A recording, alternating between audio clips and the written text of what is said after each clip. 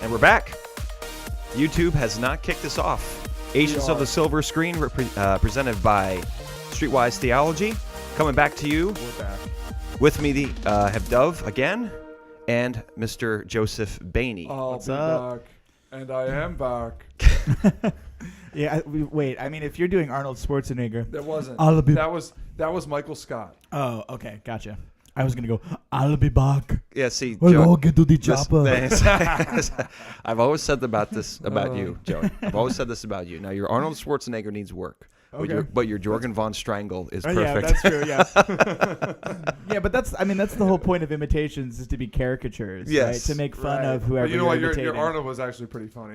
His Arnold is great. I want to say your Arnold is great. It needs a little work, but your Jorgen von Strangle is perfect. I mean, it is kind of funny when you see Arnold get upset though. That's when he sounds like me. Yes. When Arnold gets upset, he sounds like me. When he starts shouting. That's funny. Or maybe he's just watched so many characters of himself. He's just decided to do that imitation as well. Who was I was talking about it the other day? Do you know he has somebody who trains him to keep his accent? Did you know that?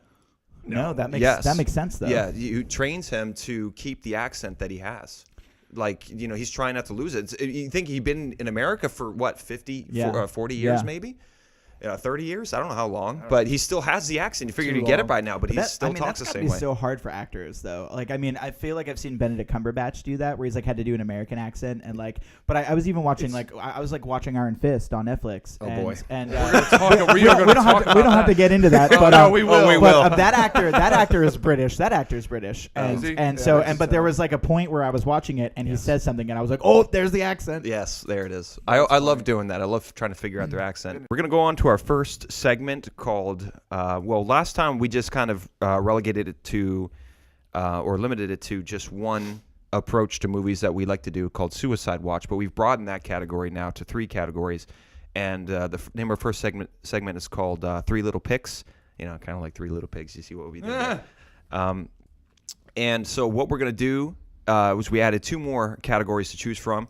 The first one remains the same, like what we did last month, and that is Suicide Watch, but we also added one called Netflix Gem, which is we will recommend to our listeners movies that we have seen that are not very popular. They don't actually have to necessarily be on Netflix. That's not necessarily a requirement, but a lot of them we have seen on Netflix because we were bored and we were sitting down with a bag of chips and we said, well, I wonder what this one is. Yeah. And we're going to we will, as a matter of policy, we will not recommend anything with sexual content to our listeners. So that's Netflix Gem. We will recommend to you movies that we saw that you probably don't know about, but are really good movies. Now and that's like a helpful thing to our listeners too. Yes, I feel like there have been so many times where I've watched so much on Netflix that I get on and I'm like, what do I want to watch? And I can't find anything. Yes, because you never know like what you're gonna get. Yes. So. That's right.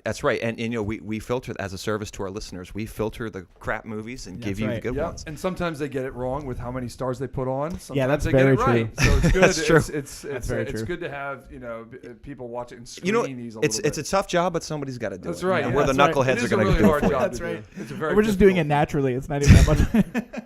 And the third category is called Getting Philosophical. Now that is something that, as Christians, we part of this the purpose of this podcast is to redeem the movie culture and to view the films that we see through the lens of Scripture. So what we're going to do with Getting Philosophical, if I'm going to bring a Getting Philosophical movie to you, I'm just going to give you a Christian principle or a lack of a Christian principle in a movie that I've seen or that I thought maybe this movie demonstrated a Christian principle really well. This one did not. Like I watched Fences this month, and boy, what a train wreck of a movie that was. I mean, it was well done. It was a very well done movie, but there was a lot of. You mean from a philosophical standpoint? Yeah, from a philosophical standpoint. Actually, that was one of the ones I was considering doing for Getting Philosophical. Oh, really? I almost kind of wish I should have coordinated that with you. Because maybe if you want to talk about it, we could. We might have to I have a lot of thoughts it. on that too, yeah. Okay. I saw some of it. Oh, you saw? That's right. I saw Denzel being Denzel. Yes. I was like, okay, another Denzel movie. Yes. So that which he does really well. Anyway, so that's the third category we're going to do. So we're going to start off this time, Duvv. 3 little picks. What is your pick? Okay, I had a Suicide Watch. And Okay. Joey, we were actually talking about this, off the air a minute ago. And so Suicide Squad, but you know what? It wasn't something that I thought. It wasn't something that I knew was going to be bad, Yes. but I had a feeling it really might be. Uh-huh. And I don't know what gives me that feeling. Sometimes you have a feeling from Yes. the previews, and then you're like, yeah, this could be good, this could be bad. I don't know. Yeah. But we're talking about Iron Fist. Oh, now, boy. this is not a movie. It's obviously Netflix. Is this your Yes, pick? This is my pick. Oh no! Oh yeah. So I think Joey really likes it, and this is my thing. I think. Okay, maybe not. Well, okay, I am gonna ask. I mean, I guess I guess you could be careful of spoilers here. I'm only halfway Okay. through the series. Have you watched the whole thing? Let me tell you, I didn't even make it that far. Oh, really? Okay. All right, Well, then so- we could. Okay, we'll talk about it then. So let's go ahead. And Go so okay, and so. I don't know too much about the character. I know a little bit about him, just from reading through Marvel and all that stuff. Maybe Yeah. Joey knows. Maybe you know a little bit more than I do. for About it. him. I'm actually not super But- familiar with him either. But Okay, I thought he was going to be maybe an a little Asian bit more. dude. I didn't think he was going to be a cracker. Well, from, well, I that was a honestly little like one of the surprised. big controversies. He's Oh. in the character the character comic book character is white.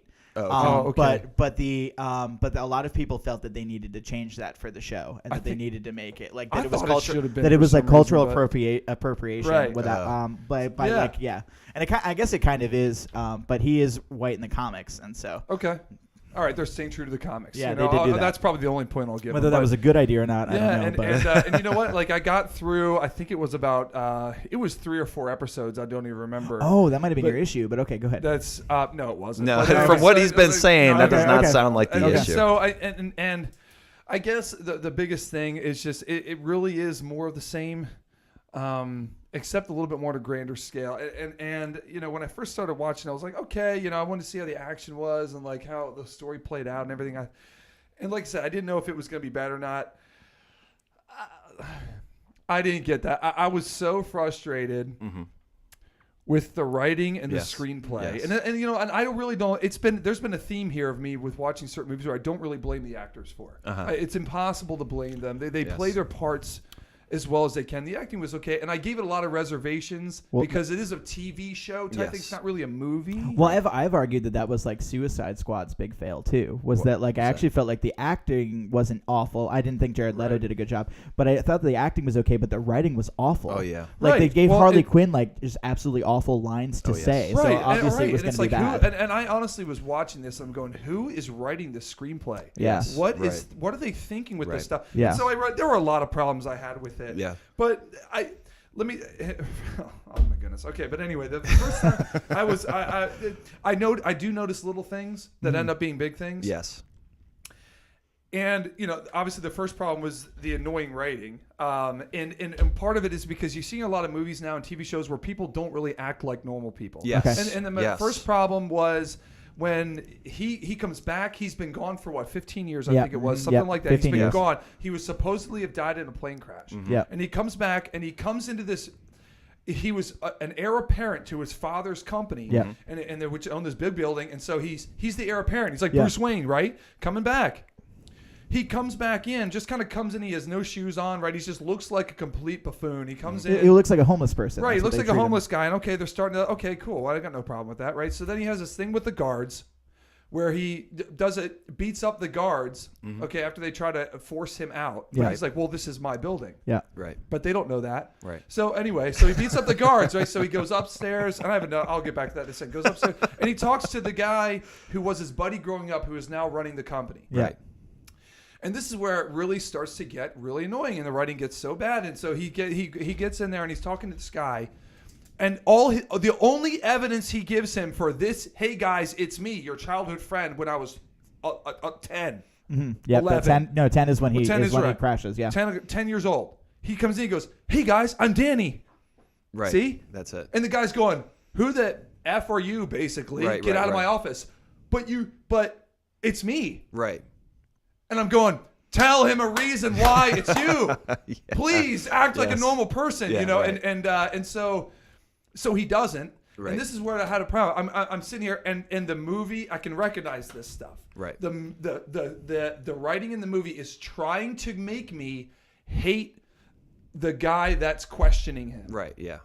I'm supposed to like the main character and not like the guy question him. Right. And I'm sitting there going, I relate with this guy that wants to punch him in the face and get out of here, you bum. Yeah. That's what I relate That's with. what And I'm like, I that's what I realize wouldn't do, they're too. trying to switch that on me, and it's just not how I'm like, who is writing? This is terrible writing. Yeah, right. Okay. But you said later he does finally offer evidence, but like, why didn't you do that dying before? for it. I'm like, why didn't you tell me? And they're like, and he's like, I'm Danny. Like, it's me, guys. Hey, look, it's me. That's all he's saying to them. Yes, It's me. right. It's me. It's me. Yeah, right. Right. And they're like, get out. And he's like, you're making a big mistake. And I'm thinking like, no, they're not. Yeah. They're doing the absolute right thing. Get out of here. Well, so all right. So I guess I'll chime in here, just from an understanding the character point. I think I agree with you in terms of the writing probably could have been better in terms of introducing this character to the audience. Yeah.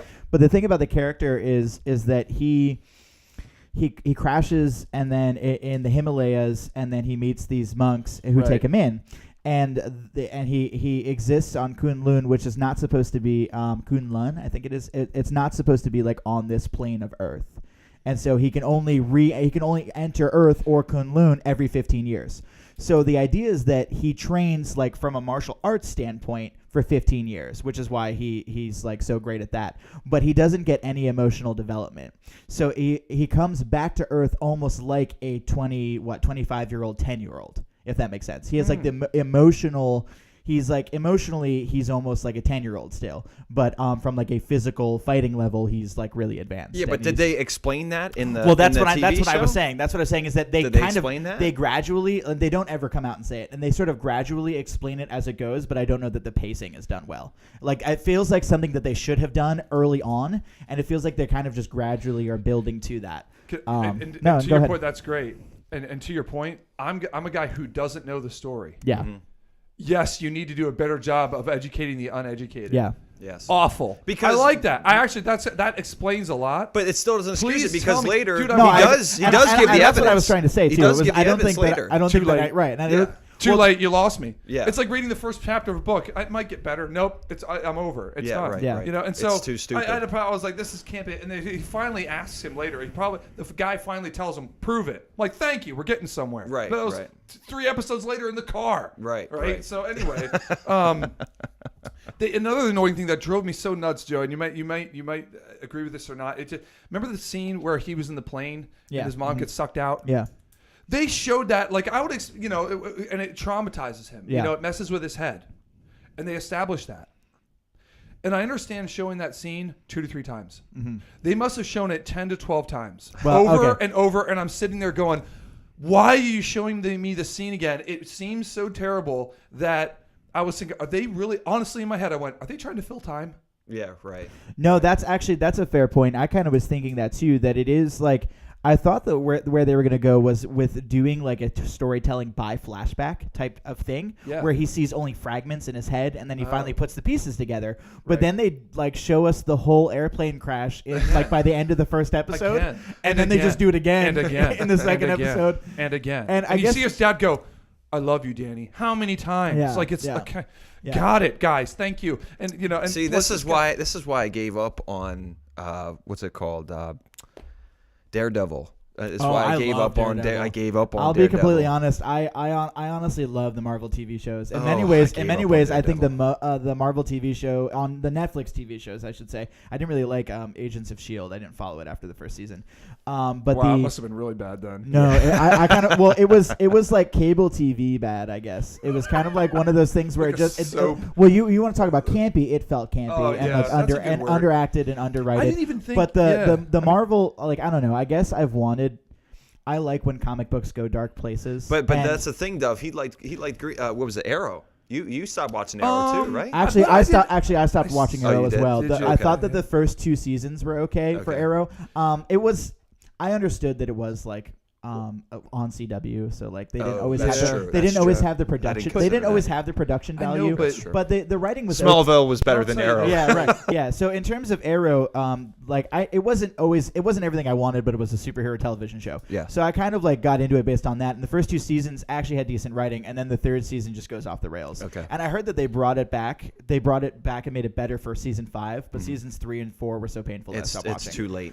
And this is the problem I have actually with some of these things. Like I always view it too through the lens of are they able to fix this? Yes. You know, right. and the How things much that would it annoy take me to the fix most, this? right? Yeah. The things that annoy me the most It's are the the things that little I things. feel are so easily Yes. fixable. Yes. That's what annoys me. It's Right. like, guys, you know, okay, you don't have the biggest budget in the world. Just Okay. have it a little different scripts to me.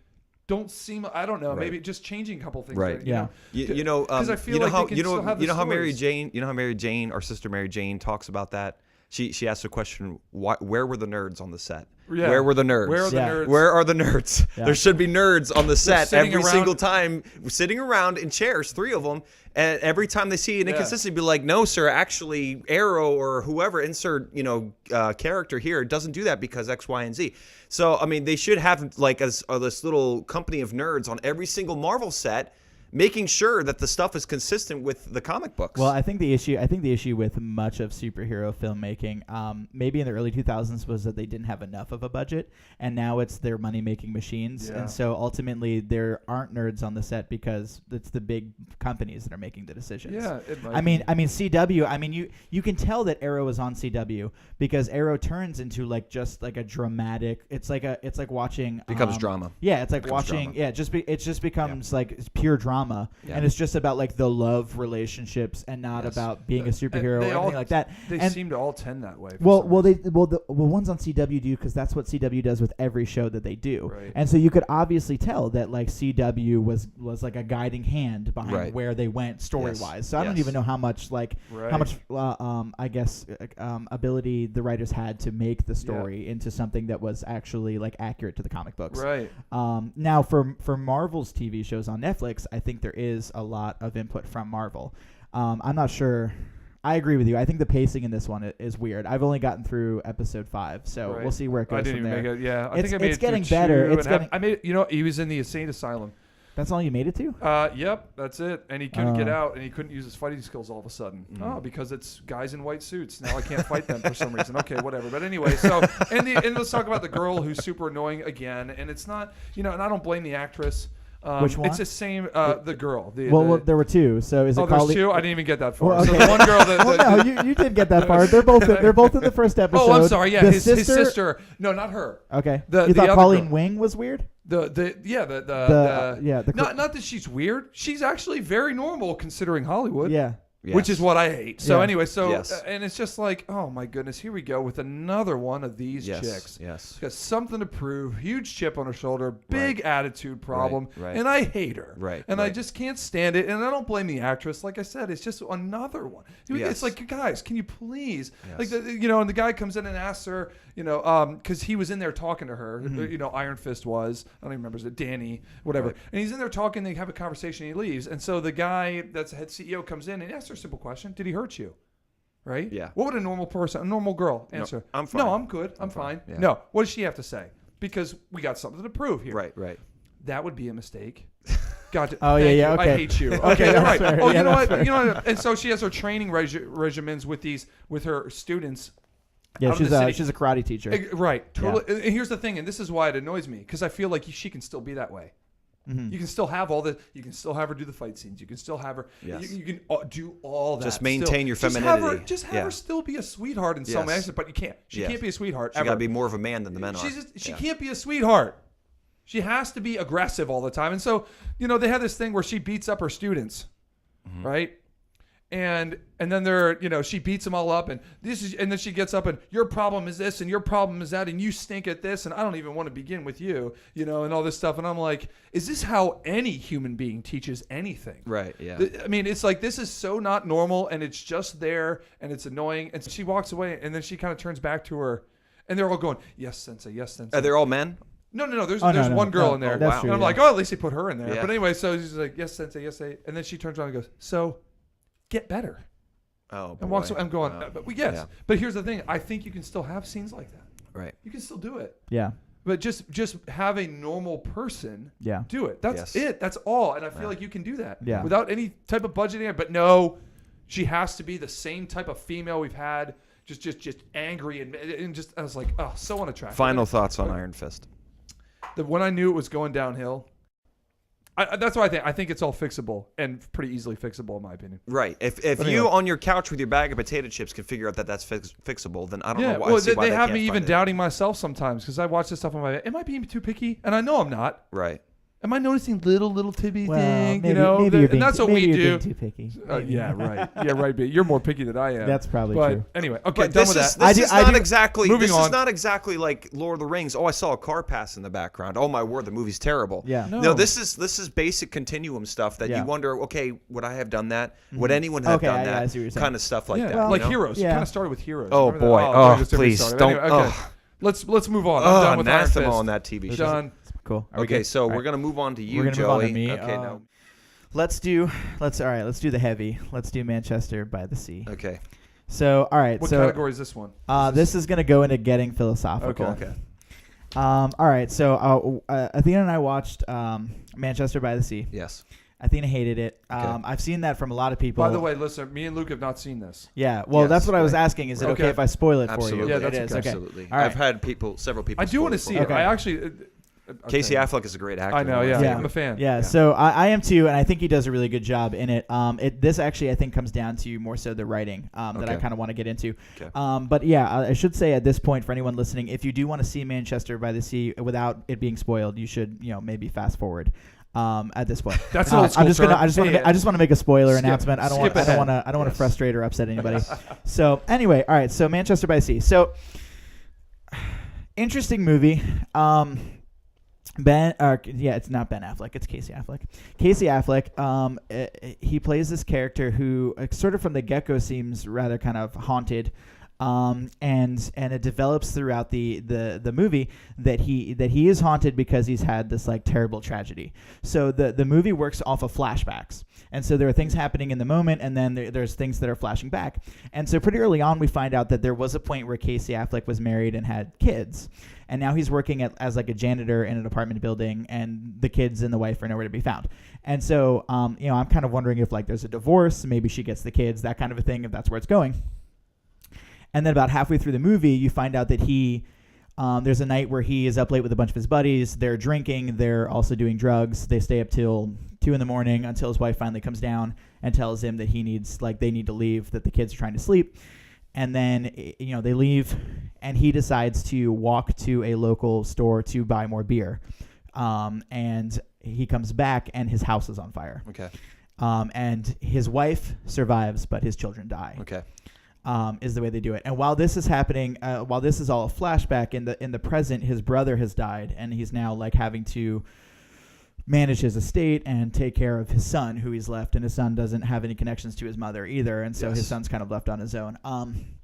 And it's kind of, I don't know, they develop Ben Affleck's like backstory really slowly. Casey Like, Affleck. Casey Affleck. Yeah, I'm sorry. Thank that's you. right. They develop Casey Affleck's. This is getting into the writing. Like Yeah, part. this is Okay. this is getting in the writing. So I guess, but I mean specifically where I wanted to go with this in terms of getting philosophical is just the movie. The ending is kind of what I think upsets a lot of people. Okay. Because it doesn't really end. Okay. They have the funeral like halfway through the movie for the brother, Yes. and then but they can't bury him because it's like winter, and so they bury him in the spring, and that's where they go to. And they've been talking this whole time about how Casey Affleck is going to move there and like take over like guardianship of the son. And Casey Affleck doesn't want to, and you effectively find out that he doesn't want to because like everyone in the place where everyone in the hometown like treats him like dirt because of essentially what happened, because it was his fault that the Right. house burns down. Mm-hmm. He sort of drunkenly like puts a log on the fire that I guess rolls out and starts the whole house on fire while Right. he's off getting more beer. Right. And so what I thought was kind of interesting though is that so it ends. And it's just like he essentially like the boy essentially asks him like, are you going to stay? Are you coming here? And he tells him the alternative plan that he set up for the boy's care. And they're just kind of like walking back, and they start like passing a ball to each other, like just bouncing a ball. And they're kind of talking. And he tells the boy that the reason he can't come and live here is he says, I can't beat it. Which I guess he's probably talking about his past and the fact that like his children died and stuff like that. He can't get past that point in his life. Right. Okay. But then the movie just ends. Okay. That's just how it ends. That's it. And so there's no real resolution or anything like that. He sets up a pretty lame version of like how he's going to take care of the kid and stuff like that. Okay. And he essentially just says like I can't beat it. And so I don't know. I guess it's kind of I think in terms of the writing, it's a more modern take on storytelling. Yes. And so I guess where I wanted to go with this then, in terms of getting philosophical, is I was kind of wondering if that sort of writing, if you think that that represents a kind of more atheist viewpoint in terms of that. Just like there's no sort of resolution. There's no sort of hope. He just kind of like he just kind of like, I can't beat it, and that's that. And I don't know. There's in some way there's in some way in which I kind of like think, like I was even thinking about it in this point, like how like it is a really awful thing that happens, right? Like like what he does, and based off of his own sort of faults and character flaws, like his whole family dies, or all of his children die. He's 3 of them, right? And so I guess I was also thinking too, like I was thinking about how Christ would redeem a person like that too. Like, do you think that a character like that, like a person, if that had actually happened to them, like, do you think that is redeemable? Like, do you think I think what you're seeing is the natural progression of somebody who is writing a movie that has no hope for himself. You know, if they don't offer hope in the movie, I think the person writing it doesn't have an answer either. Yeah, I think that's all of these modern movies. When you brought that one up, it reminded me of a movie I saw recently with Jake Gyllenhaal called Demolition. Okay. I don't know if you saw that one. I haven't. No. Duvv, you and I saw that one? Yeah, that was another one that was filled with arbitrary reasons for living. Yeah. You know, there is nothing beyond, you know, they don't talk about God or anything like that. Yeah. They just and I also want to say that the cinematography reflects that. The cinematography is dry. Everything is bland. Yeah. You know, there's hardly any bright sunshiny day. Yeah. You know, like The Gray. Remember that? Oh, that terrible movie. There was never a sunshine bright day. Yeah. You know, and that represents, I think, the writer's view on life, how they view everything. They wanted and they say, well, that's a good thing because I'm being truthful. And I'm like, yeah, you are. You are being truthful. This is your life. There's no hope. When you get philosophical about things, you can't look at anything positive beyond death. This is all we got. And this guy who's coming along and saying, you know, I can't beat this thing. That is a life without Christ. That is a life without victory. Yeah. That's kind of how I was thinking about it too. Go ahead, Duvv. Sorry. No, it's okay. I mean, that's and about like with your question too about getting past things like that. And obviously, I do have a heart for people that go through the hard, really difficult things that I have not gone through. Yeah, right. You know, and I really do my best to really try to understand. Yeah. You know what they go through, and one of our close, you know, one of our relatives who lost a son, you know, who in Zach, our cousin. Yeah. You know how they kind of described it was even as believers, you know, knowing that they're going to see him again. Yeah. And it's like and so there's this hole in your life. Yeah. It's a hole. Yeah.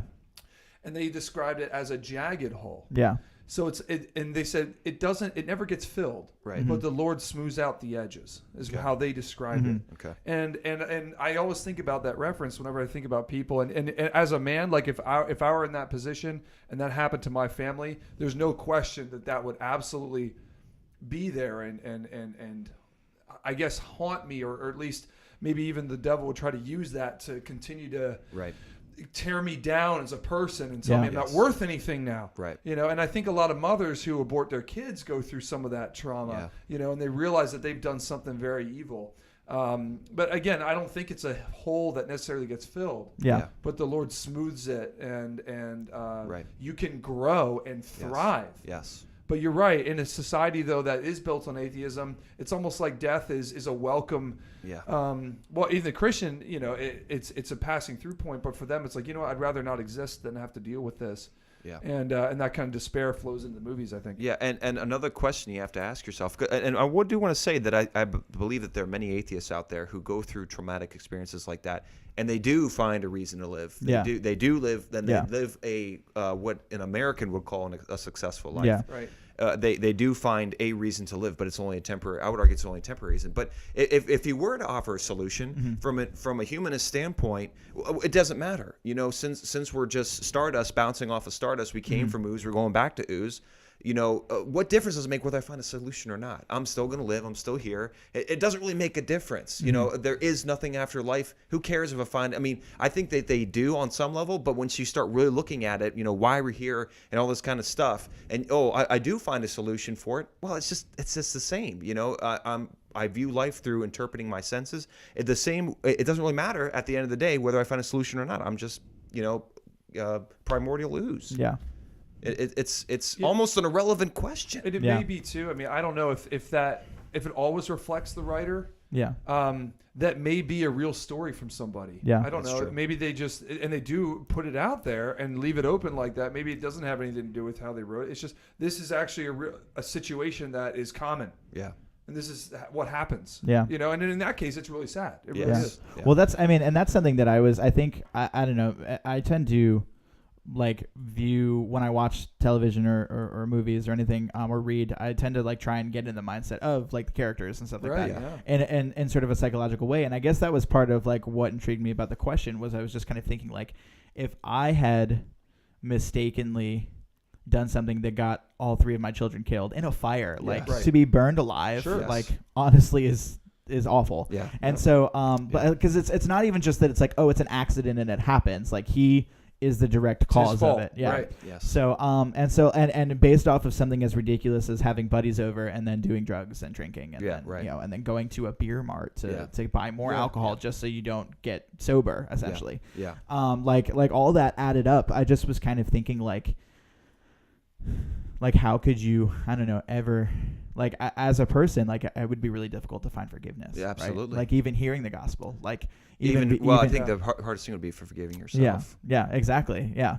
I think when it comes to something like that, if the filmmaker said, I just wanted to make a movie, or the screenwriter or whatever said, I wanted to make a movie where there wasn't a perfectly packaged ending. Yeah. That there really is no solution. How do you solve something like that? Yeah. There is no real solution. People live with that kind of stuff for the rest of their lives. And then I'll say, okay, I understand what you did there. I understand what you did. But we as Christians, we have the solution. And it's not necessarily an easy solution, but it is a simple solution. The simple solution is that, God has made this for a reason, and you might not know what that reason is, but if you put your faith and trust in Him, and you might not ever get an answer. Yeah. But we will, every tear will be wiped away. Mm-hmm. And, we have that faith that even though that something that horrible has happened, eventually I'm going to, Christ died for all my sin and shame, and all of that shame will be taken away from me at some day. I'm not going to have to live with it anymore. Yeah. Yeah. By the grace of the Lord. And it's a similar story to Job too. I mean, Yeah, that's did true. Job get an answer? He's like, No. well, I'm going to ask God why he did this. That's a good. And he way to meets up with pinpoint God, that. and guess what? You know what? I have nothing to say. Right. That's right. You do what you. I should have asked. I should have asked. I'm lower than dust. Right. You do with me what you will. Yeah. Yeah. It was Job's, and that's I repent in dust and ashes. that's a good lesson there. That's I a think. good lesson. Yes. And I think and just to sort of, I guess, maybe wrap up to you, and then where I was asking the question, from the reflection of an atheist viewpoint too, Yes. Yeah. I think actually comes from the other characters, because Okay. I can understand Casey Affleck not being able to beat it, Yes, right? But right. I feel like all the other characters in the movie kind of are almost going nowhere. Yeah. They're almost going nowhere fast, and they kind of acknowledge that they don't have a lot to live either, and so Yeah. it's just I don't Interesting. know, everything that kind of happens in the movie doesn't really go anywhere. Okay. So do you and- recommend this movie? 1 out of 10. What do you rate the movie? I felt that, oh goodness, that's a tough one. I actually haven't considered that question.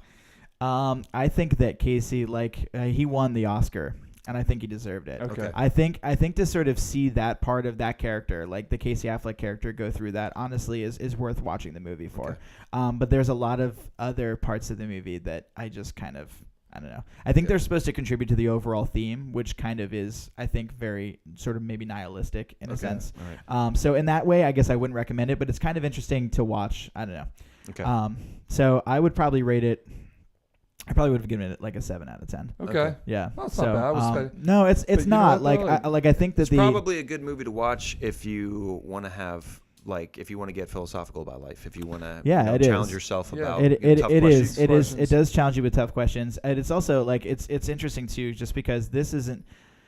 Manchester by the Sea isn't always a great example of it, but I feel like this is a tendency in writing that I've seen more recently. Like if you watch like Stephen King movies, like Stephen King is a staunch atheist, and so like he does this thing where he likes to kill off characters, just like that he gets you attached to, and then just kill them off based off of this whole idea that like it doesn't matter, like you are a blip, you are a blip on the universal map, and right, and so him getting you attached to these characters, then sort of like murdering them off, right, like is seemingly like a reflection of this view that like nothing is significant. I think the same happens in Game of Thrones. Which is obviously not a television show that I would ever recommend. Do not watch that.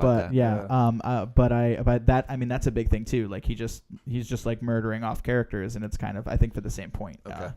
In that way. Okay, so Duvv, you did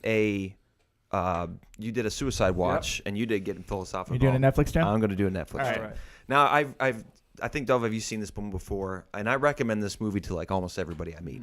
Obviously, my favorite one, I don't say obviously because nobody notices, but my favorite genre, Duvv, your favorite genre of movies? Sci-fi. I don't know. Sci-fi. Oh, okay. I think maybe all three. Maybe all three of our favorite genres of movie. No, we're not talking about. Okay, sci-fi when it started off was a very campy. Okay, and we still have the campy nonsense coming in. But Interstellar is one of my favorite movies. Okay, so yes, but when the ones get serious, for some reason, I don't know what it is about sci-fi films, but I just love them. Me too. We talk about that plot. It's the same plot. It's the same plot. Tell us about the Duvv. The same plot. We're either going to a distant planet in a ship and something goes wrong with the ship, or we're seeking out another ship that we haven't heard from in 30 years, and we're going to go seek that out. Yes. It's the same plot every time, so but we love it every time. Here we go. It never gets old. This is great. I it love never gets it. old. It's I love it. It's always you fresh. mean the saving astronaut Ryan plot? Yeah. Yes. Yeah. But I like it every time. Just seeing the spaceship go through space. Well, that's crew. actually one of the reasons. Maybe spoiler alert for Interstellar. But that's actually one of the reasons I love Interstellar. It's because they do that. They go to those planets searching for the people who are already there. Yes. And when they find Matt Damon, he's like the bad guy. Yes. Like I love that. That's good. Yes. That's cool. Yeah. So you think it's going to be the robots the entire time, and then like there's Matt Damon. Yeah. A figure, a genre that consistently has like the most, the most regurgitated plot, one of the most regurgitated plots, but it never gets old. I love it so much. So many good sci-fi films out there. The one I'm going to recommend to you today is a movie called Cypher. Now, this one is a pretty old film. And I want to say old because I think it was made in like the early 2000s. And it's a movie about a man who is applying for a company to become pretty much a spy, to go spy on other corporations and report back. Okay, and I don't want to give away the whole movie, but it's got a guy named Jeremy Northam who I have not seen in a long time. He's very talented actor. He's another British actor who fakes an American accent, does a good job at it. Very good job at it. And what he does is he applies to become he plays himself as a very dorky spy who doesn't really know what he's doing, and it's not like a bumbling blockhead kind of a thing. It's just a really interesting sci-fi. And there comes a point, and Lucy Liu's in this, and there comes a point, I'm just gonna bring it up to this point. I'm not gonna tell you anything else, but there comes a point where Lucy Liu is pretty much like she's representing herself as a spy who's kind of spying on him. And she's kind of like taking care of him, even though he doesn't really know what's going on. Okay, there comes a point where she tells him, she and a couple other agents get him into this trailer, right? And he's about to go into one of his meetings where he's supposed to spy on the corporation, right? And they always have these meetings. He's got these conferences, right? And they all got name tags on. And he's just reporting back. So he's about to go into conference, but they grab him, they pull him into the trailer, and she says to him, "Look, you're about to go into this room. Don't drink the water, okay? Whatever you do not drink the water, okay? And you're going to see some things because you're not drinking the water. You're going to see some things that you weren't noticing before, okay?" And she says, "Whatever happens in that room, don't move." And by this point, I'm on like pins and needles. Yeah. Like, what is going on in there? Yeah. The plot is so good. It's so well acted and so well delivered. I mean, they actually deliver on it. I don't say it's like the best movie I've ever seen. It's definitely not. And even the ending isn't the greatest ending I've ever seen, but that like as you watch the movie, you get so into it, you know, and it's so well done, so well executed. The movie's called Cypher. I recommend it wholeheartedly to all of you people. I'm gonna go home and Sweet, watch dude. it. Actually, Yes, it actually comes on Netflix every now and then. That's where I first saw it. I just watched it one day and I was like, "This movie is so great." How many stars did it get on Netflix? And then how many stars I would think you it's give like it? 4.5 or Okay, 5. good. Well, my rating system has changed. I don't give movies 1 out of 10 anymore. I give it a 1 out of 40 because there's wow, that's quite an elaborate. well, there's rating four. system. It is because I can't do it anymore. The you know, you could argue, well, you give it a 1 out of 40 and just break it down by 4. Well, here's the thing. On the aspects of the movie, I have to break it down to plot and character, right? So the plot comes down to originality and execution, and the other one is for characters, character development and acting. So I give each one of those 10 points. So as far as design a rubric soon. I know, well, it's just it's an honest. It's the best way I can communicate to somebody what I thought about the movie. Yeah. The plot was, I give it like a 9 out of 10. Yeah. You know, it was a very good plot, very well Sci-fi done. they can do that. Yes, execution was another 9 out of 10, so that brings it up to 18. Yeah. Character development, I will give that one like a 7 out of 10. Not the most complex characters, maybe a 6, Okay. 6 out of 10. So that brings it up to what, 24. And acting, you know, I give that a 10 out of 10. You know, there's absolutely nothing wrong. So Yeah. that's 34 out of 40. Okay, let's move on to the big ticket item. We're going to talk about this month. We're going to talk about Split. Yes. Okay, Split. I'm so excited. Split is a movie about 3 girls who are captured in a parking lot and taken to what seems to be an underground network of tunnels, and it ends up being a zoo. Yeah. They, Well, okay. well, listen. There's spoilers. Spoiler alert. Spoilers, Yeah, spoiler Well, alert. first off, I mean, I feel like you listen, need if to you've announce never that. seen the movie and I told you that they're in a zoo, you're not gonna be like, wow, the movie's ruined. You know, it's almost. I would be. It's almost irrelevant. I Yeah, would be but upset. the only reason you go to see Shyamalan movies is for the twist Right. at the end, and that is kind of like one of 2 big That's twists not at the end. that's not a twist. They're in a zoo. Oh man, I thought they were in a stadium. You know, it doesn't matter. I was- obviously I we're was in somebody's house. If I were listening to this and I heard you say that, I'd go. Who cares? I would be growling a little bit. Well, yeah, you'd be yeah. growling. Also, You get it, 'cause they're in a I zoo. just think that we need to establish that anytime we're going to spoil anything, we just Listen, need to establish a spoiler warning. Yeah, It is proper Yeah, if protocol. you're listening and you haven't seen Split yet, right now is a good time to skip ahead. Okay, you're hearing Right me now say is it right now is a do good time to not- watch it. Yes. Okay. So he takes him. He captures him. He holds him in what ends up being a zoo, and he has the capturer has what's a better word?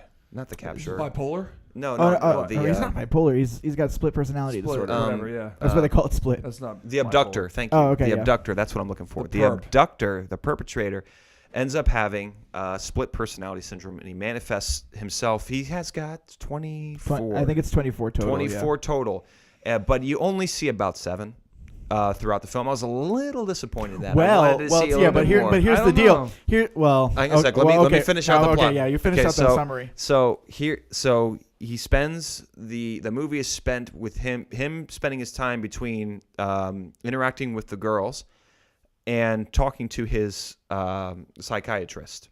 And you start to figure out that this guy is, you know, obviously he's hiding something.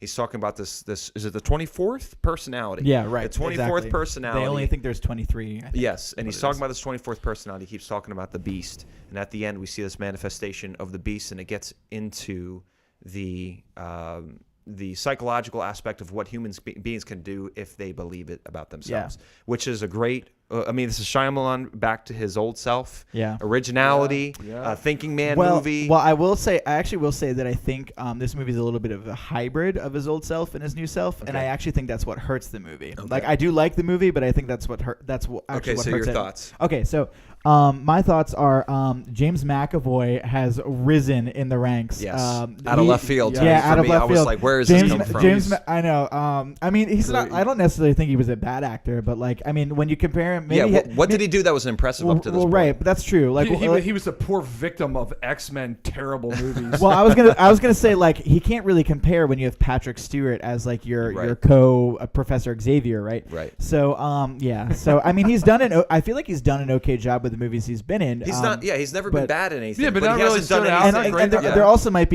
be some like movies that we don't know about that he's in that are good. I don't know, but yeah, this like really rose him in the ranks for me. Yeah. So he does play a character with 24 split personalities, and we do only see I think a third of those, like 8. Yeah. And honestly, several of those we only see for probably a few seconds. That's right. But however, he does an incredible job of going back and forth between the characters. Yes. He kind of like splits on a dime. At several points, and so, you know it. That's the thing. And well, actually, and that was I think one of the best parts of the movie was the fact that they only gave us.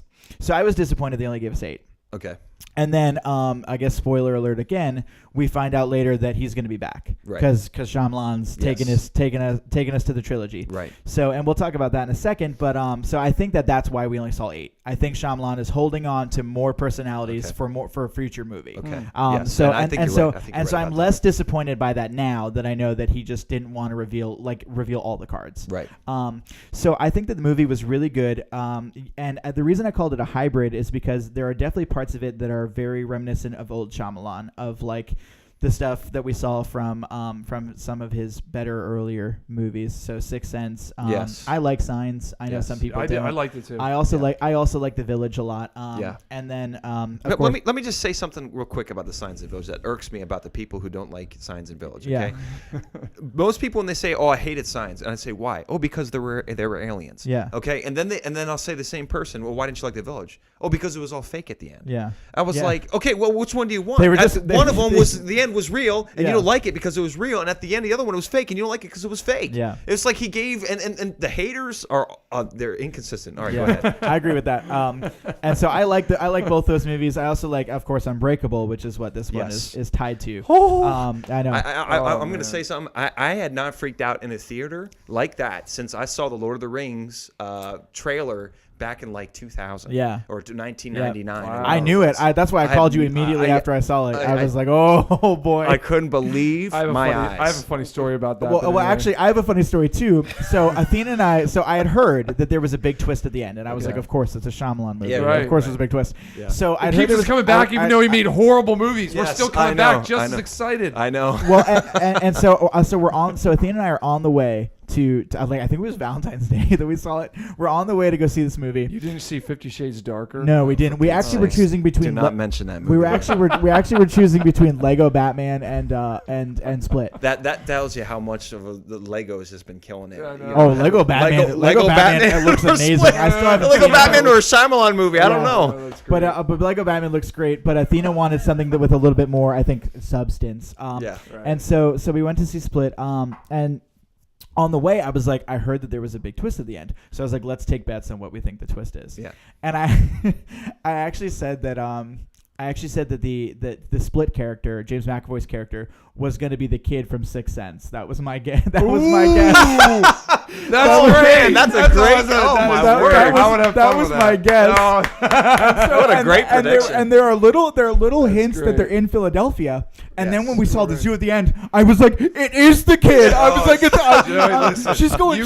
She turns to me in the theater. She goes, "Are you right?" Oh my word, dude! If you got that right. That would have been the call of the decade. Oh man, we would have given you an award. Yeah, I was so excited. However, I was almost just as excited to find out that it was actually connected to Unbreakable, right? And was effectively going to be the sequel to Unbreakable. Okay, that's great. So the reason I was, I think, disappointed in the movie was that the movie from like the beginning, probably until we see the Beast, is very Shyamalan, like old Shyamalan. Yes. Like it's suspense, right? It's suspense. But you like say the new aspect hurts it. He's slowly building. But the reason he was even, I think, able to do this movie is that a lot of his movies have been box office flops. Yes. That's what I've read. Mm-hmm. Is that he was able to kind of glide off of Sixth Sense early on for Unbreakable and for Signs and for The Village. And then once they hit like Lady in the Water. Oh boy. Lady in the Water was a flop. The one about the devil in the elevator was a flop. I actually like that one. The happening was a flop. Everyone's favorite. And then they got to The Visit, which came out in 2015, which was like made in which was like almost totally like not suspense and horror. Yeah. Instead, Right. Yeah. it was. I think it was produced by like some like Paranormal like Activity or one of like the normal Sam like, horror Raimi. producers. Sam Raimi's in Yes. like every horror movie. Yeah. Out there. So I think this was attempted to be a hybrid in order to appease the producers. Okay. So we got like suspense, like interesting suspense, like and character building, and like this sort of like building, like growing thing, Yeah. and that made the movie really good. And then I felt like the beast at the end to me just wasn't like that part. Just like felt very like horror. Okay. Like it felt like I need to do something to because The Visit did well in the box office. Okay. So it was almost like it felt like he was like I need to do something that kind of ties back to horror in order to get this produced, in order to get the funding for this. Okay. And I actually think that was what hurt it. Well, I think that was personally I thought that was great because I'm excited now because I'm afraid of this guy. Mm-hmm. I'm very afraid of him. And one of the problems that I keep experiencing with a lot of these villains in these superhero movies is I'm not afraid of them. Yeah. You know, I'm not afraid of them because it's too poppy. It's Yeah. not horror enough. Yeah. If these people were really bad, it would look like a horror film. Mm-hmm. You know, and so I like that. Like I walked away saying, man, that guy's scary. I don't want to mess with him. I don't Yeah. want anyone to mess with him. Yeah. And now that I see Bruce Willis is going to mess with him, I'm like, oh, this is going to be a good one. Yeah. You know, Duvv, Yeah, what were you? there's only one person that can take him out, you know, and that's Right. obviously Bruce Willis. But I think they should bring Mr. Glass back, man. I think they are. They are. They are have going to do it. Like They they got to are. bring Yes. Samuel L. back and Yes. do him again. But Well, I had read that Samuel L. Jackson that Shyamalan, maybe you told me this, Yes. that Shyamalan What's that? Shyamalan didn't tell Samuel L. Jackson that it was the sequel. Yeah. And so Samuel L. Jackson saw it in theaters and was like, You're what? You're kidding me. Yeah, he said, I I hope. called Shyamalan right up. He said, I have his phone. Samuel Jackson said in an interview, he said, every time that Shyamalan calls me, I hope that he's calling me to tell me we're doing a That's sequel. great because he did just as But Yeah, so he did an such amazing a good job. job. Mr. Glass, I thought that was That's just probably so one of good. his best characters that I've ever I thought seen. it was So, great. I think I understand what you're saying. I don't know. It kind of like felt like in terms of tone, it just felt different. Like it went from like this kind of like again the cool Shyamalan suspense tone to like full on horror movie where he's eating the girls. And I was just like, all right. I mean, it was scary. I was like, okay. I mean, it makes him menacing. I see what you're saying. But I just Yeah, I like see I mean, what you're just saying. think about Unbreakable, right? The very end of the movie is where we understand what Mr. Glass has done. Right. And it doesn't like there's no like Well, big if you standoff. if you remember the guy that he beats up who captured the family, remember Yeah. him? Mhm. He was like raping the Well, mom. actually, that was and like that was- scary stuff. That's right true. there. That's true. He was Right. scary, but also the other interesting fact that I read was that scene, the janitor who captures the family, You know. that scene was actually supposed to be James McAvoy's Split character. In the original screenplay, okay. he doesn't meet the janitor. He meets one of the personalities who are good, who are getting through, Okay. who tells Bruce Willis, "I've got these girls in this basement. Like here, you need to go and rescue them Okay. before things happen." And so Okay. actually, that whole scene was originally supposed to be James McAvoy's scene, Okay. and then or that character scene, Right. and then they actually took that out and replaced it with the Wow. creepy janitor. Right. And then Shyamalan, I guess, has been like had this in the works for a long time. Of course, he's probably So- got all kinds of things going That's on in true. his mind. Okay. I mean, I really liked it a lot. It was definitely a step forward Yeah. for M. Night Shyamalan. Yes. Yeah, I agree. After many question. steps back. No question. And it brings up the question of how do you do hyper realistic today Yes. Yes. superheroes? Yes. How do you do that? Yeah. Yeah, that's hard to do. And I think he really pulled it off with Bruce Yes. Willis. And Yes. the whole scene, and I'd say, and going back to Unbreakable, I think one of the most well acted scenes that I've ever seen in any movie Yeah. was when his son pulls the gun on him in the kitchen and him and Yes. his wife. Oh, Remember yeah, I that? know. And that made it so stinking real that, Yeah. that he is. That's right. He's a superhuman. Yeah. Right. And yet so human. Yes. Yeah. And so how do you do that? And so now Shyamalan's bringing a villain.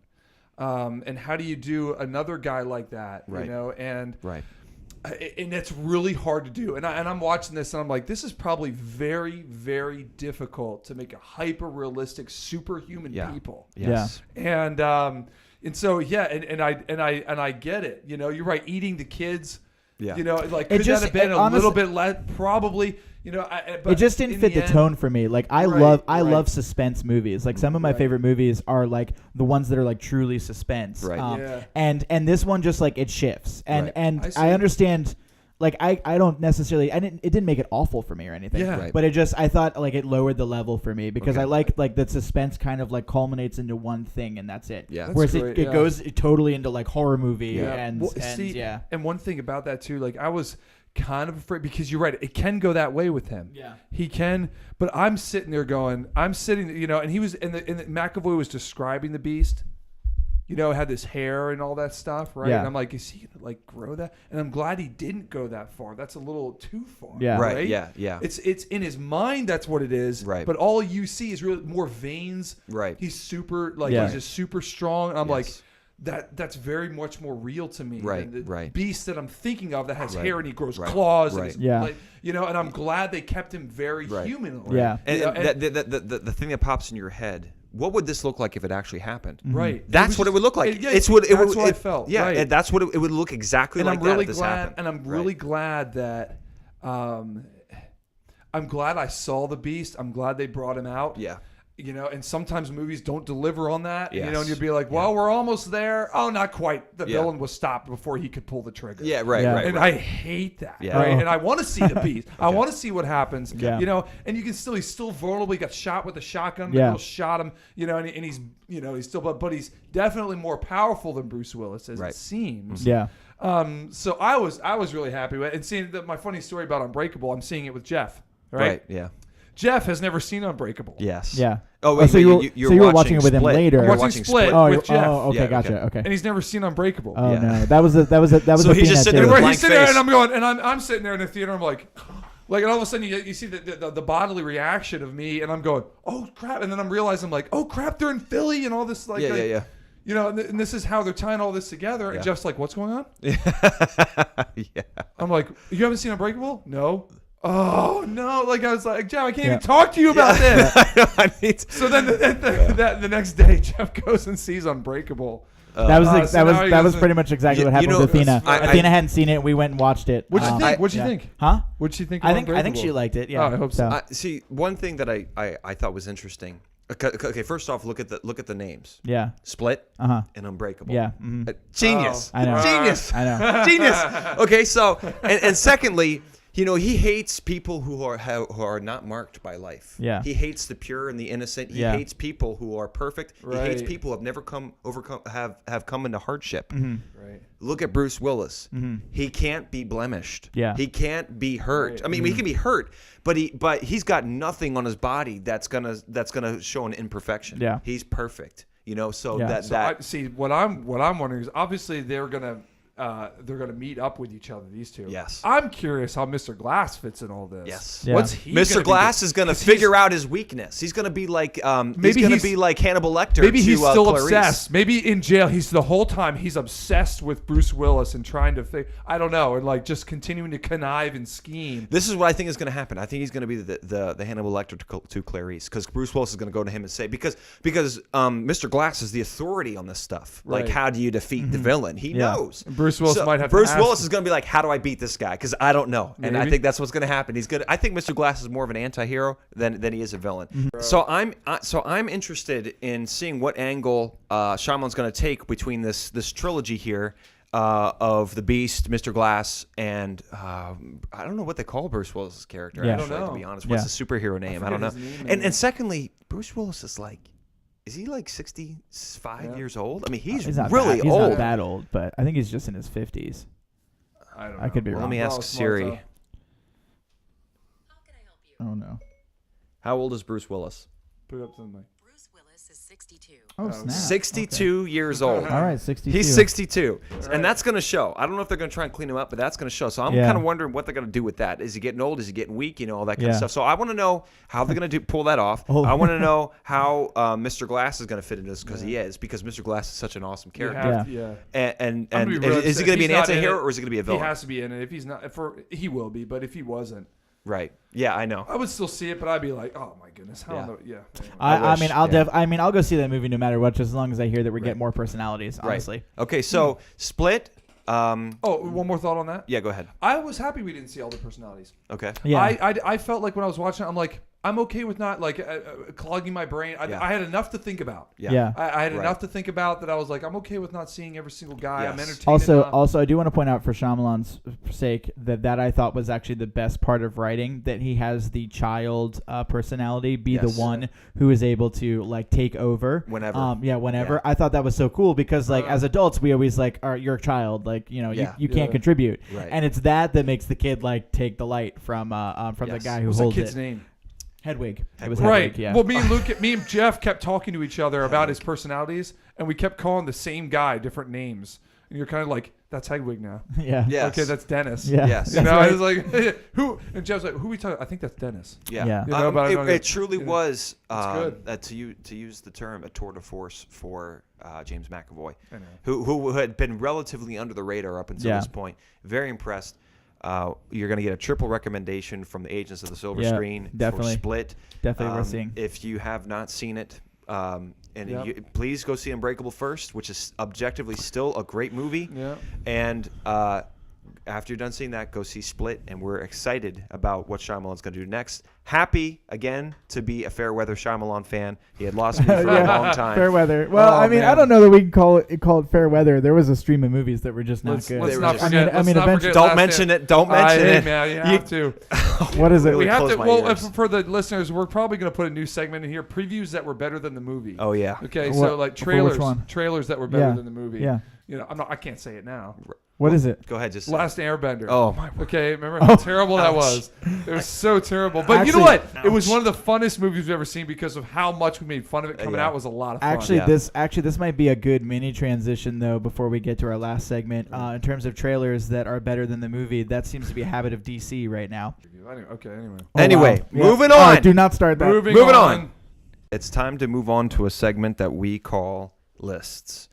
Now, I'm really excited about this. last month I'm we so did excited. last month we did a pretty big list, and that was a heavy list. We did top 5 villains. I know. What a way to start us off, but it was awesome. Yes, it was, and we have to start it off. We can't start it off with something small. So this list we did a little bit later, but it's a lot more hypothetical. Now this list is 3 moments, and it doesn't have to be in any sort of sequential order. Like I care about this moment more, but I mean for me, it is going to be that way. But it doesn't have Mine to is be in for a you guys. sequential order as well. Okay, Yeah. so You said it is or it is not? It is like Okay. mine. I mean, I rated. I just wanted to rate mine on top because to me Okay. that's how you justify Yeah, it. Right, I okay. guess So- that's true. Okay. Mine wasn't in a sequential. I wasn't sure which one would be my number one. I mean, that's fine too. So. okay, so this Thanks, Jimmy. list is I'm glad you this approve. month is What? I said I'm glad you approved. Yeah. this list this month is 3 times that you wish you could go into change movie history. You could go into the movie and be some sort of catalyst, or you could be a change. You could change it any way you wanted to, and you could change the outcome or the result of a movie. Now, Joey, we'll start with you this month. Oh, okay. All right. Give we're me starting 3 with me. times. All right. 3 times you wish you could change movie history. Just for the sake of a time, then I'm gonna give my 3 times, and I'll give like any outliers that I might have thought of maybe later if we once Okay. you guys. In get other yours words, done. we're getting 6. Okay. Okay, No, top you're 6 not for getting Joe. 6. You're getting 3 from me, and then we might talk about some of our right. ones that like could have made it in. Okay. All right, so number 3.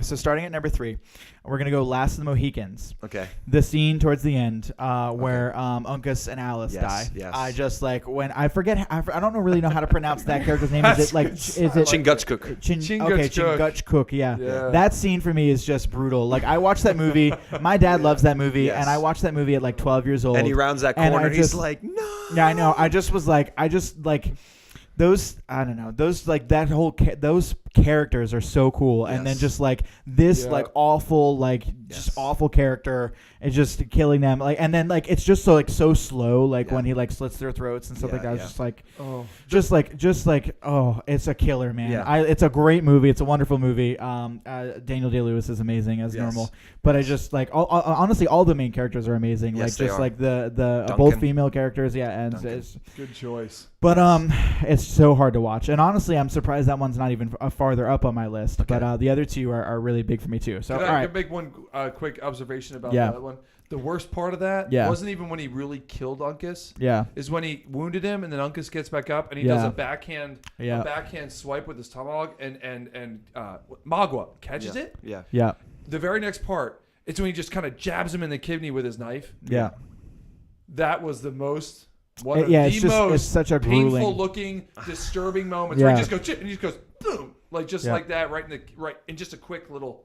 Well, and I mean maybe That it's was it's brutal. also partially probably so painful too, is because like before like there is like a deciding factor in that fight. You almost like know like what's gonna happen. Yeah. And When he gets one of back those- up and he fights him again, you're like, he's not gonna win. Yeah, this. it's one of those cases where it's Brutal not blood. quite dramatic irony, but it is Right, like yeah. you just have this feeling that you know it's not going to turn out well, Yeah, It looked and pretty it's real. so painful to watch. Like to just be like, no, Yeah. yeah, it's so painful. It's very realistic looking too. The yeah, way it is. It looked like an Indian knife fight. Right. I was gonna say back when fighting was less stylized and a little bit more realistic and gritty. Yes. So. And the scene wasn't changing every 5 seconds. Yeah, every time and someone no landed a CGI, punch. yeah. Now, and the music, dude. The music. Can we Oh, talk I about my God. one of Oh, my the God. one of the coolest weapons in movie history, Chingachgook's axe? I don't even Yeah. know what that was. Yeah, Like, the hammer thing. I have no idea what that was, but that thing was cool. I'm With sure the there's some spike on it. sort He of got him- Indians rolling around he their got him grave with a because I can't spike. pronounce the name of it. He got but- Mago with that spike thing. yeah, that thing was cool. He just totally took everybody out with that thing. All right, Yeah. Joey, what's your second one? No, that's okay.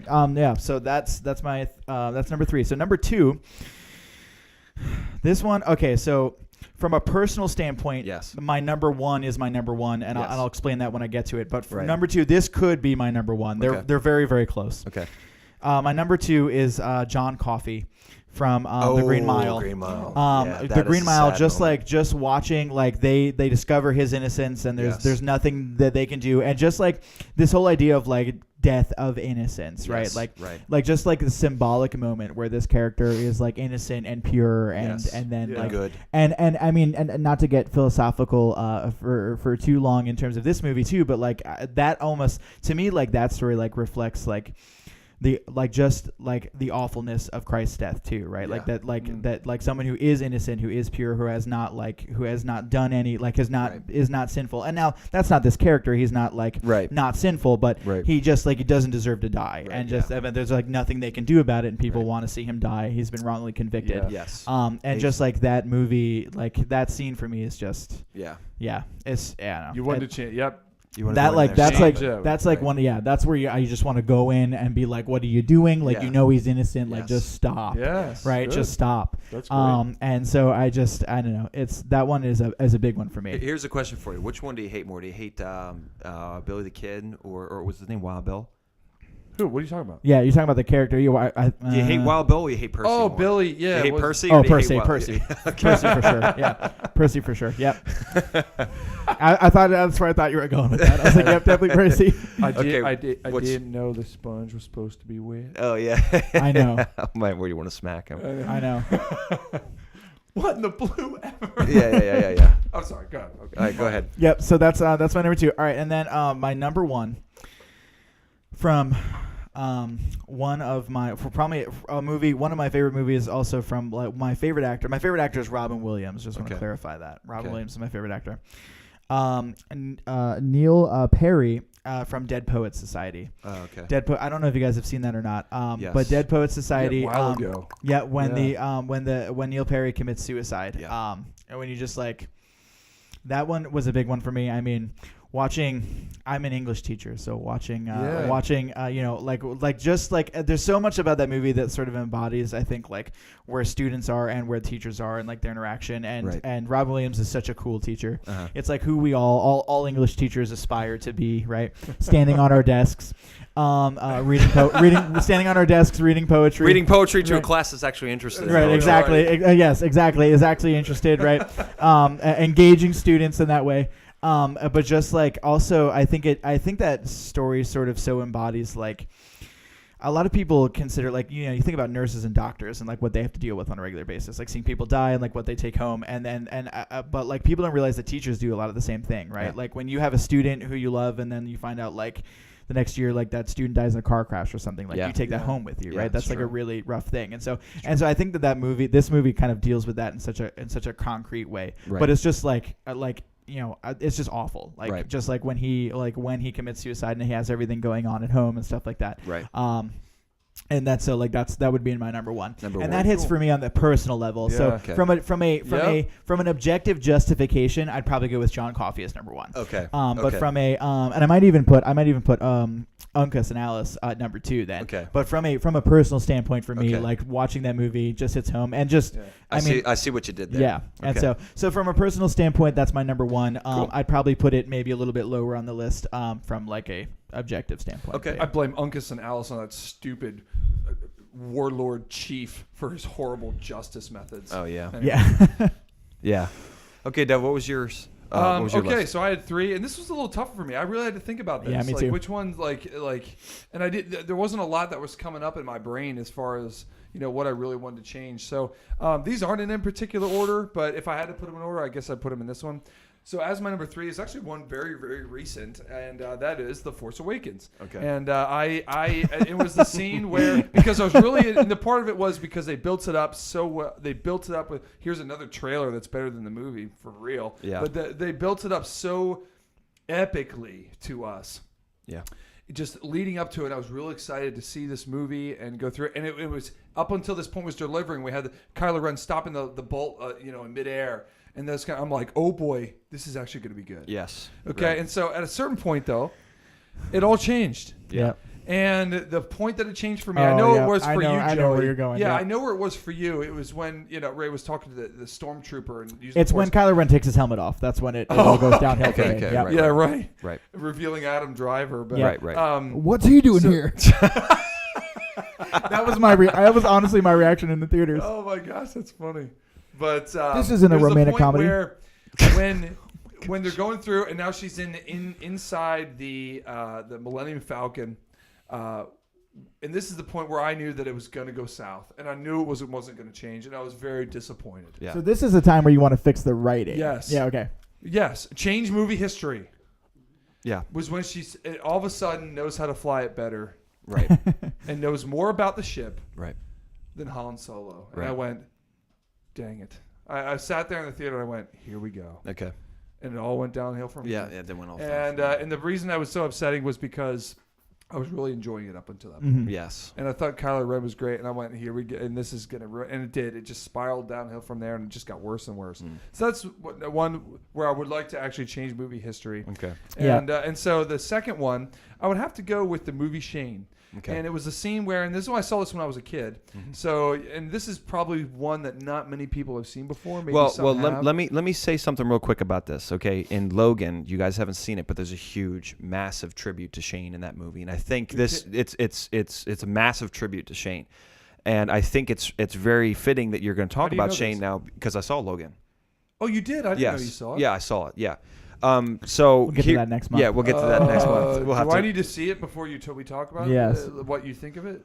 What I think of what? I'm not going to Logan. explain to you Logan. No, you're not going to tell me. No, I'm not telling you anything about Logan. We're I'm doing just Logan saying, next month. I'm saying it's very I gotta go see fitting. it now. It's Okay. very fitting that you're talking about Shane because you just said there might not be a lot of people out there who know this movie, but I think in the next Okay. month or two, maybe the next year, the Okay. people who have seen Logan are going to go, "What was that movie?" Yeah. And they're going to By go the watch way, it. I know I've never I don't- seen I don't Shane, know if so- I don't know if you're a Western person or not, Joe. If Western or not, you do need to see it. Okay. Yes. It's a western. Yes. Oh, Yes. okay. You will be entertained. It is Yes. very entertaining. Very well done It's very movie. well Yeah, done. I'm not a Very huge well western done. fan, but I I'll know, definitely but- I'll definitely yeah. see it. I'll There's definitely two watch movies it. tonight that you need to go Yes. see, I guess. One Yeah, the Cypher and Shane. Yeah, but yes, alright. see it. Best, See it. You'll really like bar it. none, best bar fight I've ever seen in my life. Yeah. Cool. I Cool. love it Yeah, so it's really much. good. And so the scene where oh man, I'm kind of spoiling it here for Joey now. But Okay, I have okay, to. go ahead. It's fine. I Spoil know, it. It's I fine. know. Spoil away. The scene that really stuck out to me and really kind of traumatized me in a way, in a little bit, was when he had to fight Joe. And so that was a scene where, Yes. and now being older, I kind of understand it. I see it now. Yes. But That's kind true. of that That's true. all through the end. Yeah. When he has to leave the family. Yeah. And ride off. Yeah, right. and that when he had to fight him, Yeah. that's when I was sitting there going, no. Yeah, This right, This right. does not need to happen. I Right. wanted to jump in the screen. Yes. And get in between him and go, there is a third way. Yeah, right, There's right. something. Yeah. Go fight them together. I don't know. Yes. Whatever you guys want to do. Like, Yes. this doesn't need to happen. And the way they did it, it was a gritty thing. Yes. It wasn't like a bar fight. It was like almost one of these guys is going to hurt the other one. It was probably one of the most serious moments that I've ever seen in a Right. in a film that was that old. It was hard for them to get like really serious. Yeah. Back in the day, but that And was how- a very and serious another moment. thing too, yeah, it's very serious. And part of the reason they made So it well serious, done. which they don't do anymore, Right. because we're too feminists to do this. Right. Women screaming. Right. Okay. Now, when they start doing it, and she lets loose this female scream, Right, and we've right. seen this before. Yes. When we're on the streets of Reading, we saw this one guy just getting beat up. Right. Okay, one time. Remember this? Yes, And yes. there are 3 women around. No, there was only one woman around. There's three Was there guys one? I beating thought up there were one two- dude. I thought there were at least 2 girls. I thought there was more one. than that. But they're around, and they can't do anything about it. Yeah. They cannot do anything about it, and they are just screaming. Yeah. Right. And it heightened this situation to a Yes. level. And Right. so, as soon as that happened in that scene, she lets loose this scream, and it's like, this is almost traumatic. Yeah. That was one thing, and they were such good friends. Yeah. Right. And I Right. was like, no, this Yes. doesn't need to happen. Yeah, that's this right. is dumb. I'm right. going to come in. Now that I see it now, I'm like, I get it. Yeah. Yeah. And even now when I watch it, I'm like, Right. yeah, I wish I could have changed But this. that's what's so great about it, Yeah. because you're watching it from the perspective of Joey, the little boy. As you watch as a kid, you're watching it from the perspective like, this is really messed up. And that is a great observation. So that is anyway, a great. but That's that a was good one movie That is a where good I one. was like, that I would like to change. I Yes. would, but I think a lot of our listeners. listeners are going to know what you're talking about, because I hope that's so. that's a If they huge see, movie. Listen, if in you the haven't circles, seen some Shane, circles. go out there and see. You need to Yes, see that movie, yes. and it deals with integrity too, and how Yeah. you deal with if you need to kill somebody else, and all that. I Right. mean, all that stuff is dealt with. But anyway, so that's Great probably number movie. 2. Great Number movie. 3 that I have. And this is probably the most emotion I felt during any movie was The Passion of the Christ. Okay. Oh yeah. And so when Okay. during never have I seen before, any type of realistic, and I even thought the film wasn't even as realistic as even the Bible describes. Yeah. Right, Because right. the Bible describes him, he was unrecognizable. Right. And Right. this goes along too. I'm glad you mentioned John Coffey and you brought it over to this. Mhm. Right. Because it was kind of during the scene where he was being whipped by the guards. Yeah.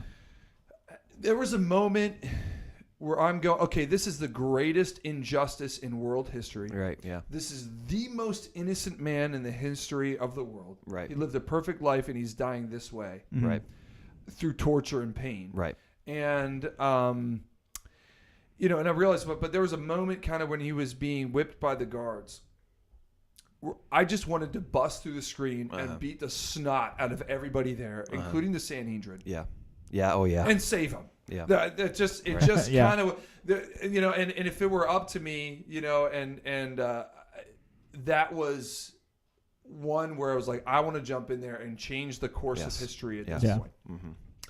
And that was probably the number one, because that hit home to me more than anything. Right. Okay. It's understandable. The colossal implications of everything that was going Yes. on, Yeah. and plus knowing that's seeing that and going, that's my punishment, that's my Right. um, Should be me over there. that's supposed Yeah. to be me, Yeah. Yeah. Right. and I deserve that and worse, Right. and seeing him take that, I don't know, that was And I would like to change. Obviously, now knowing it, I obviously won't and wouldn't. But Yeah. but during that movie, when you're seeing that, Yeah. Of course. The just the wanna sort of jump in and visceral change it. reaction. Yeah. Yeah. I think that probably one of the heaviest things about that was knowing that when Christ was in the garden praying, sweating bullets, Yeah. that's not the part he was sweating out. Yeah. That's not the part he was afraid of. He was afraid of the wrath that he was about to get on the cross Yeah. for 3 hours. he was Yeah. his separate. Well, and the his separation, from his father, right? then- But that was Yeah. that. I mean, we look at that and say that's terrible. We Yeah. want to do something about that. It stirs us to action. But the heaviest part about that is that's not even the part that Christ was most afraid Yeah. of. right. The separation was the biggest thing. And I know, and just real quick, and this goes in kind of the opposite of movies and books of modern day Christianity, like things like The Shack. Yeah. That have this perfect symmetry between father and son. Right. Yes, they do, except for that moment. Right.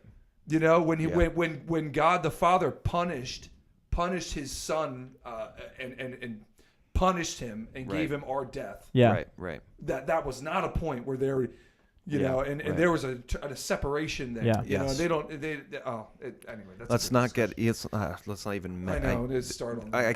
We keep bringing up names of movies in this podcast that I do not want to even mention, and we keep saying What other ones and- happen? and- We would criminalize the Shack. Yeah. We Yeah. should not. Maybe You should we not. should go suicide watch that junk. Oh my! Well, no, we shouldn't give it any money. But I almost wonder, Luke, if we should Yeah. do like a rotating segment whenever a movie that is dealing with some sort of Christianity comes out that is like heretical in some way. If we should have a segment where Where do we start with that one? decry For it. crying out loud, one comes out every other flipping month. Well, let's okay. talk about That's what I was gonna- Exodus, No, Gods let's go- and Kings. let's go Let's back, talk about Noah. Let's talk about back. every single biblical movie Well, they try to come out with. we don't have to do the ones that have already come out, but maybe the No, ones that are let's go coming way out. back and do Left Behind with Kirk. Oh, Didn't they do a hold on though? Didn't they do a Remember those books? They did it. Did you guys know they did a Left Behind remake with Nicolas Cage? yes, Yes. of course I do. Yes. What a joke! Can we please move on? I'm Are you dying that inside desperate? every single we time can, we say but one of what these. we can, but what other movies did we say this podcast that, That you was a can't bit- you can't bear the name of, other than the Shack? The Kingdom of Heaven. Well, that didn't happen. That was last podcast. That was last. I know. Oh, okay. Yeah. I know. I'm still recovering from that one. Luke's been triggered. Aragon. Oh, that's man, that's right. And you Okay. said The Last Airbender. Oh, that's Oh, true. We that's did get the yeah. last Airbender in this. Why did that come up? These films. Okay, Terrible. look. Okay, here's my list. All right, Luke's list. Let me move on to something more positive. Things that hurt me as a child. Okay, yeah. Okay. Here's my list of 3 Childhood times that I trauma. wish I could go into the film and change movie history. When the brave little toaster fell into that gear, that was pretty. Yo. That was Oh. pretty heavy. Anyway, go That ahead. was heavy. That's a good honorable mention. Number one, a good honorable mention. and this is probably in reverse order. But my first one is I should say no. This is in order. My number 3 will be a pretty obscure for a lot of people, but it was a horror film called Mama, in which 2 young children are stranded in a cabin out in the woods. And there's a scene there where their parents die, and they're sitting in front of a fire. And at the time, they were the age of my 2 nieces. And the problem was I couldn't see the 2 little actress girls. I saw my 2 nieces sitting there, Yeah, and I right. just wanted to. Was the camera to the back of them? No, it's to the side, Okay. and they were sitting there by themselves in this cabin, and they were sitting, and one was holding the other little one because the little one could barely even talk, but the older one was old enough to kind of understand what was going on, and she was just holding her sitting by the fire, and I just wanted to bust right through the screen and grab them and take them to a safe place and tell them it was going to be okay and hold them and hug them and all that kind of stuff because all I saw was my 2 nieces sitting there. Yeah. Alone and cold. Yeah, I don't even like to think about Oh, it. And wow. I called up. I Wow. called up their father, and I was like, "Do not watch this movie because if I'm thinking that and I'm just the uncle, then Yeah. do not watch this film." Yeah. Oh wow. Okay. Number 2. This is more of a repeating offense. This is more like a pet peeve, and every single time it happens, I seriously wish I could go in and to the film and stop.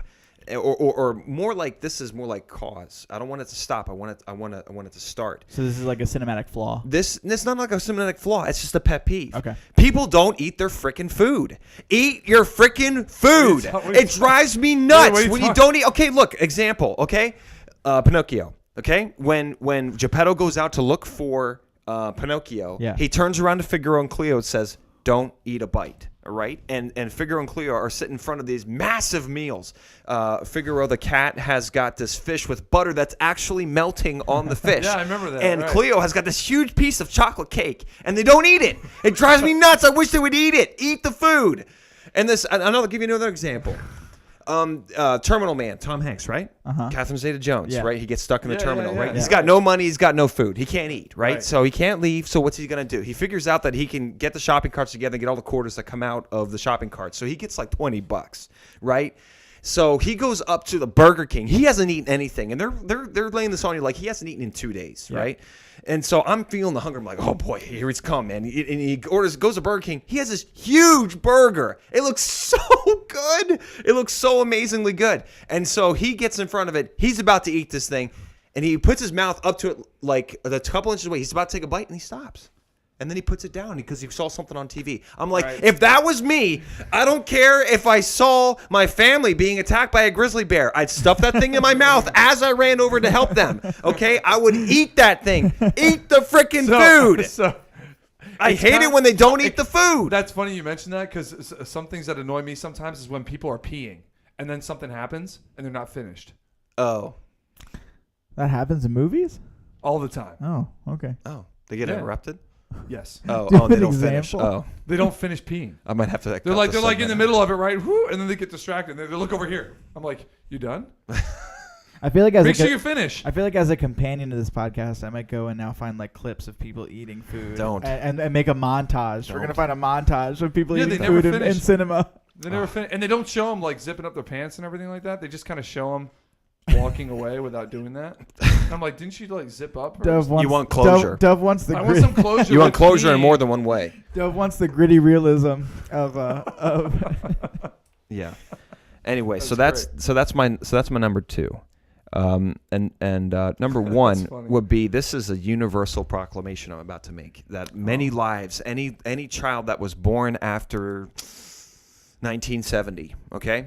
I'm speaking to you, which is, probably like 60% of America right now.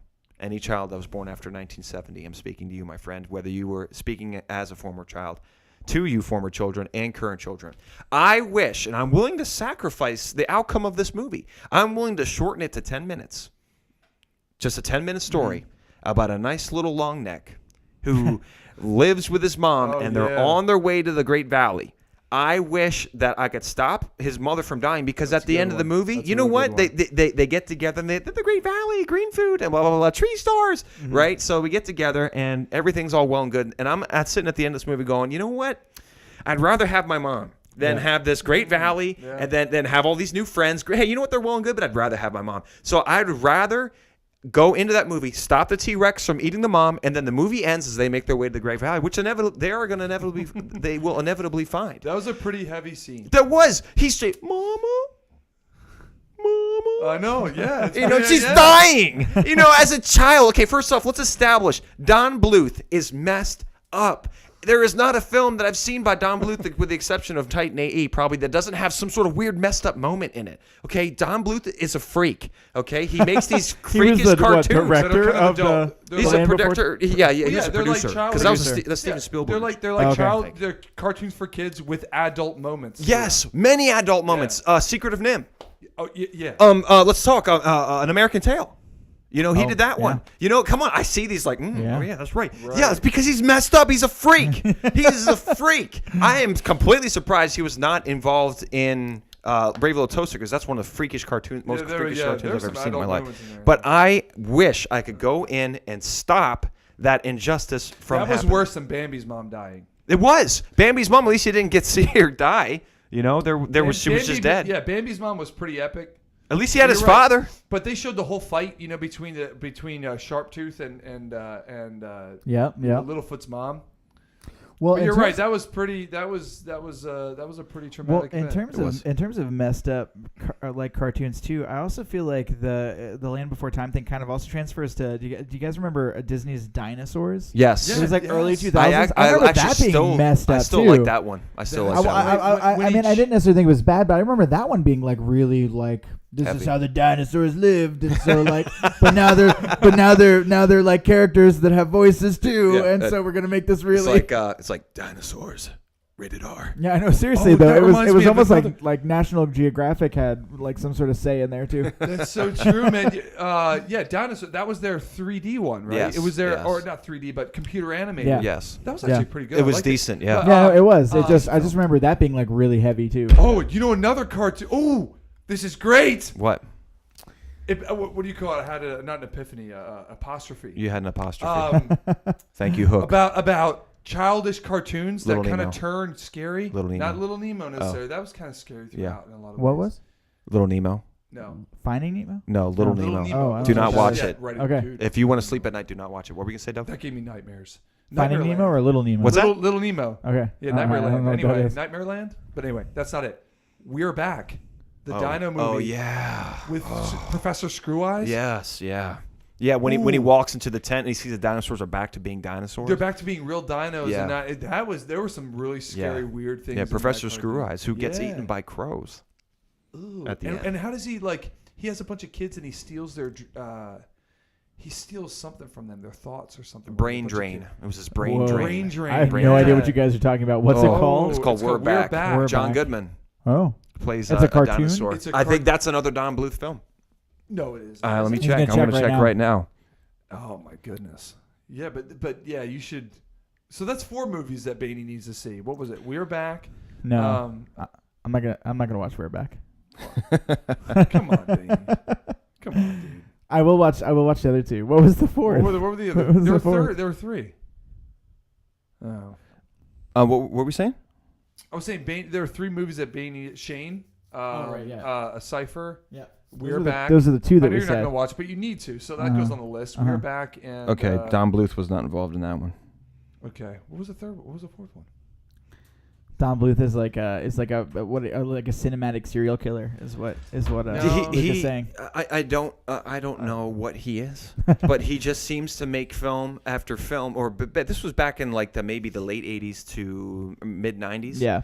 Or maybe even like the mid '80s to like the mid '90s. Thumbelina. He did Thumbelina, frogs and bell bottoms. That just scares me. Oh, it was just weird. And they wanted to marry. They wanted to grab Thumbelina so they could marry her. Yeah. The frog wanted to marry her, right? The frog wanted to marry her. Ooh. Yeah. It's just like film after film that he makes. That there's just something Just a little in bit there weird that and is like disturbing. that. Yeah, it's weird. What was that really weird animated rabbit movie we saw about the rabbits? That was Watership Down.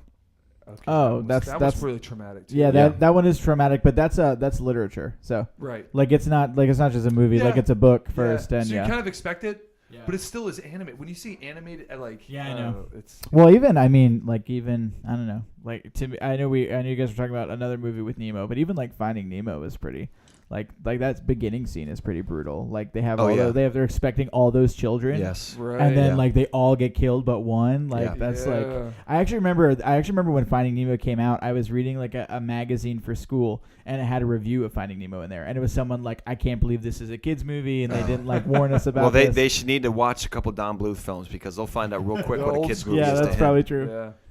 Oh my goodness. Okay, so anyway, so that concludes our podcast for today. Hope you enjoyed it. Yeah. Now let me say for next month, this is what we're going to do for our list.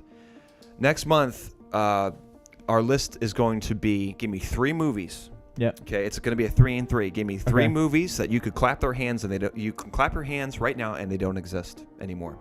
Oh. You clap your hands. Did we eliminate them and from they're cinematic gone. history? Yes, Yeah. that you eliminate them.